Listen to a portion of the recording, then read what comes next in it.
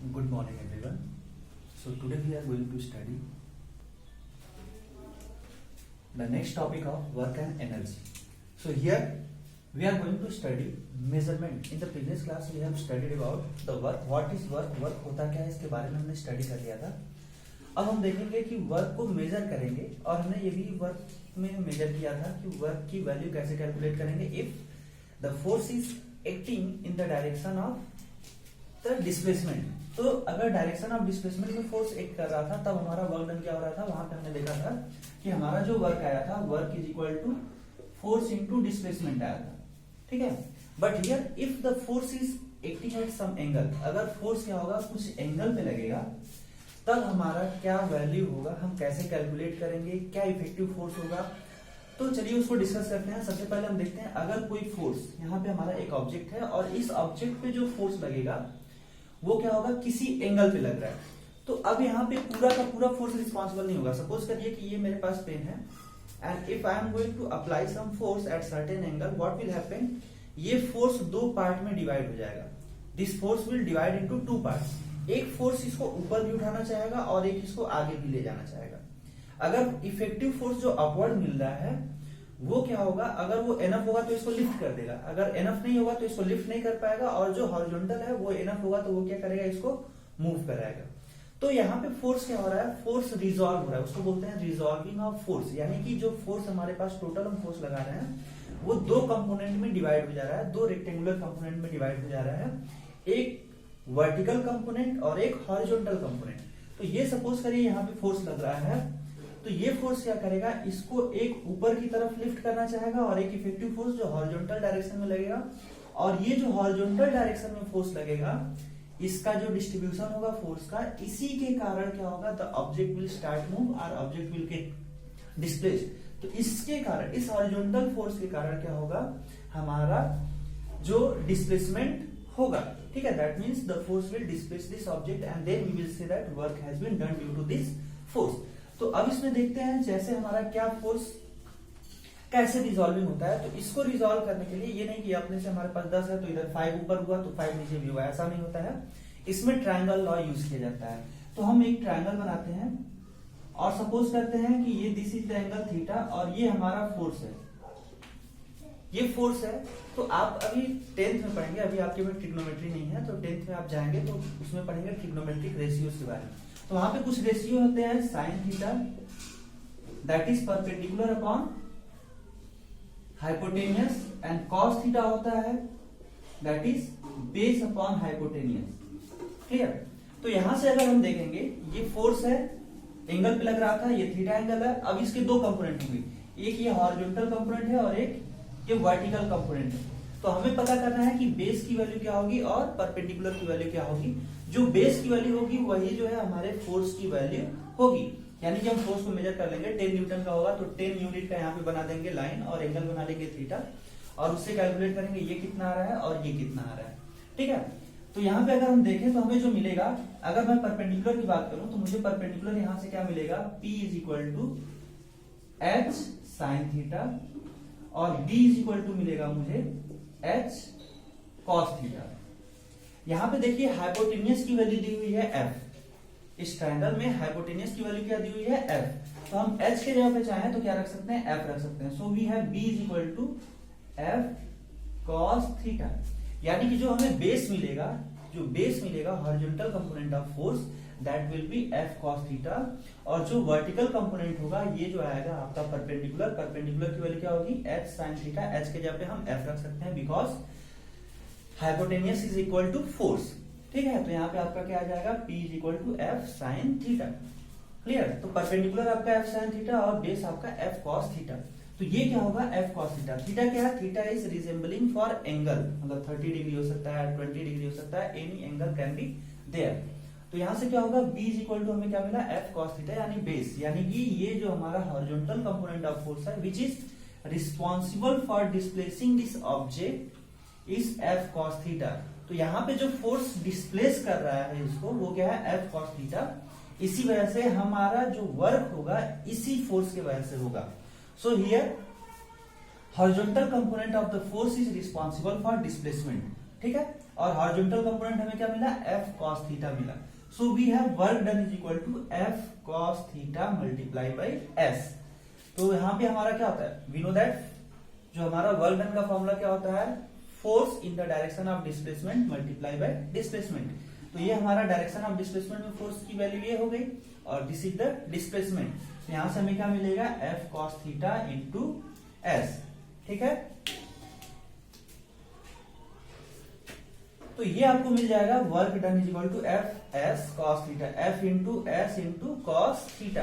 अब अगर मान लीजिए थीटा की वैल्यू 30 डिग्री दी रहेगी, कुछ भी वैल्यू दी रहेगी, तो उसके लिए आपको इसकी वैल्यू कॉस थीटा की वैल्यू यहाँ पे पुट करनी पड़ेगी, उससे आपको पता चल जाएगा कितना वर्क हो रहा है। तो अभी इस पे न्यूमेरिकल बहुत कम होंगे, अगर न्यूमेरिकल आएंगे भी आपके सिलेबस में तो वहां पे सीधे सीधे वैल्यू दी रहेगी कि कॉस 60 की वैल्यू क्या होगी, ठीक है, या 30 डिग्री की वैल्यू क्या होगी, इस तरीके से वैल्यू आपको दिया रहेगा।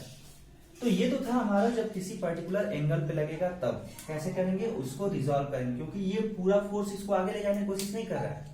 इसके दो कंपोनेंट हैं, एक इस फोर्स का कंपोनेंट इसको ऊपर उठाने की कोशिश कर रहा है, एक इसको आगे ले जाने की कोशिश कर रहा है। ऊपर वाला उठा नहीं पाया, आगे ले जाने वाला ले जा रहा है, तो आगे ले जाने की वजह से हम क्या देखेंगे, वर्क डन कैलकुलेट करना होगा। Then this effective force will be multiplied with displacement, then we will get the work done. अब आते हैं नेक्स्ट, देखते हैं वर्क जो होगा वो कब पॉजिटिव होगा, कब नेगेटिव होगा और कब हमारा जीरो होगा। We will see this condition. तो यहाँ पे देखते हैं nature of work done, positive, negative और जीरो। कब हमारा जो वर्क डन है वो पॉजिटिव होगा, नेगेटिव होगा या जीरो होगा। तो सबसे पहले देखते हैं positive work done. Work done positive कब कहा जाएगा, work done will be said to be positive when the force is acting in the direction of displacement, यानी जिस डायरेक्शन में फोर्स लग रहा है उसी डायरेक्शन में आपका डिस्प्लेसमेंट होगा। Then we will say that the work is positive. तब हम क्या बोलेंगे कि हमारा वर्क जो है वो पॉजिटिव है। तो फॉर एग्जांपल यहाँ पे देखते हैं, और दूसरा एक और एग्जांपल होता है इस थीटा के अकॉर्डिंग। अगर थीटा की वैल्यू एक्यूट होगी, एक्चुअली जो कॉस थीटा होता है, कॉस थीटा की जो वैल्यू होती है वो आपका, अगर थीटा की वैल्यू 0 से लेके 90 डिग्री होगा तो वो पॉजिटिव आती है। ठीक है, 0 से लेके 90 डिग्री के बीच में कॉस की वैल्यू क्या आती है, पॉजिटिव आती है। तो यहाँ पे जब हम सब वैल्यू रखेंगे तो जब थीटा की वैल्यू 0 से 90 के बीच में होगी, यानी थीटा एक्यूट एंगल होगा, तो कॉस पॉजिटिव आएगा, और कॉस पॉजिटिव आएगा, इसीलिए क्या होगा, आपका ये वर्क डन भी पॉजिटिव आएगा। ठीक है, तो that's why when theta is acute और theta is less than 90 degree, then the value of cos theta will be positive, और कॉस थीटा की वैल्यू जब पॉजिटिव होगी तो वर्क डन भी आपका क्या होगा, पॉजिटिव होगा। उसके बाद देखते हैं सेकेंड केस, कब वर्क डन नेगेटिव कहा जाएगा। तो वर्क डन नेगेटिव का दो केस, पहला सिंपल केस हम लेके चलेंगे कि when the direction of force will be opposite to the direction of displacement. ठीक है, पहला केस क्या है, when body moves in opposite, in direction opposite to the force, यानी कि ऑब्जेक्ट जो है वो क्या करे, जिस डायरेक्शन में फोर्स लगाया जा रहा है ऑब्जेक्ट उसके अपोजिट मूव करे।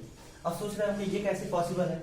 ठीक है, तो अगर मान लीजिए मैं कोई पास कोई ऑब्जेक्ट है, उसको ऊपर की तरफ मैं उठा रहा हूं, मैं इस ऑब्जेक्ट को ऊपर की तरफ उठा रहा हूं, what happens, I am applying force on this in upward direction, लेकिन ग्रेविटी फोर्स तो इस पे नीचे की तरफ फोर्स लगा रही है। तो अगर मैं यहाँ पे अपने फोर्स की ना बात करके बात करूं कि ग्रेविटी कितना वर्क कर रही है, मैं इसको जब ऊपर ले जा रहा हूं तो ग्रेविटेशनल फोर्स कितना वर्क कर रही है, तो ग्रेविटेशनल फोर्स इस पे नीचे की तरफ हमेशा लग रहा है और डिस्प्लेसमेंट ऊपर की तरफ हो रहा है। भले मैं फोर्स लगा के ऊपर ले जा रहा हूं, लेकिन मेरे फोर्स के कारण वर्क भी हो रहा है, और यहाँ पे ग्रेविटी के अगेंस्ट भी हम उठा रहे हैं, तो उसके कारण भी हम बोल सकते हैं वर्क हो रहा है। So if we are going to say about the gravity, gravitational force के अबाउट वर्क डन क्या होगा, उसकी वैल्यू पॉजिटिव होगी या नेगेटिव होगी।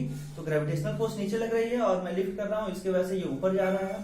तो due to gravitational force what will happen, if the object is being lifted upward, the work done will be negative because the force is acting, gravitational force is acting downward and the object is moving upward.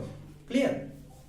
तो यहां से हमें क्या मिलेगा, उस case में हमें क्या मिलेगा कि वर्क डन जो होगा वो नेगेटिव होगा। वर्क डन नेगेटिव कब होगा, जब हमारा direction of force will be opposite to the direction of displacement. ठीक है, उसके बाद एक और केस ले लेंगे, जैसे कॉस के टर्म पे भी हम चल रहे थे, तो कॉस की वैल्यू जो होती है, कॉस थीटा की जो वैल्यू होती है वो नेगेटिव होती है जब हमारा थीटा क्या होता है, ग्रेटर देन 90 डिग्री होता है। जब थीटा की वैल्यू 90 से ग्रेटर होती है तो कॉस की वैल्यू क्या होती है, कॉस थीटा की वैल्यू क्या आ जाती है, नेगेटिव आती है। तो जब ये नेगेटिव आएगा तो नेगेटिव से मल्टीप्लाई होगा तो आपका वर्क भी नेगेटिव आ जाएगा। So that's why when theta is obtuse angle, that means theta is greater than 90 degree, then again we will see that the work will be negative। ठीक है, एक और केस इसमें हम देखेंगे कि वर्क कब जो है हमारा जीरो होगा। ठीक है, वर्क डन जीरो का कंडीशन क्या होगा। ठीक है, चलिए देखते हैं। मैं I am going to erase it, मैं इसको इरेज कर रहा हूं, आप स्क्रीनशॉट लेना होगा तो ले लीजिएगा।